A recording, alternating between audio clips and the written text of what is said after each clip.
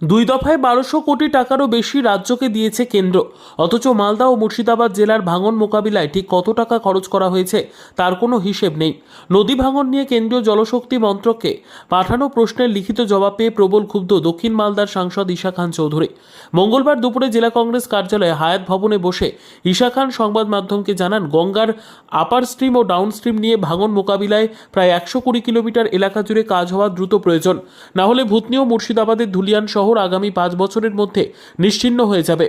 এ নিয়ে সংসদে প্রশ্ন করার পাশাপাশি কেন্দ্রীয় জলশক্তি মন্ত্রকের মন্ত্রী ডক্টর রাজভূষণ চৌধুরীর কাছে লিখিত জবাব চেয়েছিলেন দক্ষিণ মালদার সাংসদ।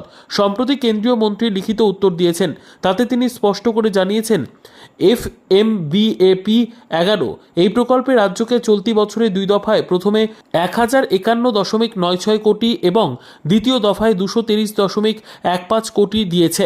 ঈশা খান চৌধুরীর বক্তব্য, বর্ডার এরিয়ার কর্মসূচি, প্রাকৃতিক বিপর্যয় সহ বেশ কয়েকটি খাতে সাংসদের দাবি, কেন্দ্র এবং রাজ্য দুই সরকারেরই নদী ভাঙনের কাজ নিয়ে গড়িমসি রয়েছে।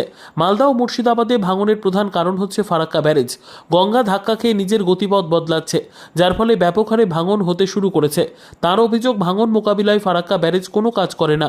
কেন্দ্রীয় সরকার আবার একাধিক দফতরকে একসঙ্গে জুড়ে দিয়ে ভাঙনের জন্য খরচ কমিয়ে ফেলেছে।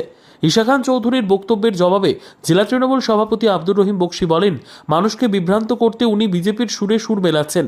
প্রথমে 1200 কোটির মেমো নম্বর এনে দেখান যে কেন্দ্র রাজ্যকে টাকা দিয়েছে, তবে জবাব দেব। উনি সাংসদ হওয়ার পরে এই ধরনের বিভ্রান্তি ছড়াচ্ছেন। জেলা বিজেপি নেতা অম্লান ভাদুরীর কটাক্ষ, এটা খুব দুর্ভাগ্যজনক যে সেচ দপ্তরের প্রতিমন্ত্রী মালদা জেলার বাসিন্দা, অথচ ভাঙন প্রতিরোধের কাজ হয় না, আর শাসক দলের মিথ্যে প্রচার করে যে কেন্দ্র টাকা দেয় না।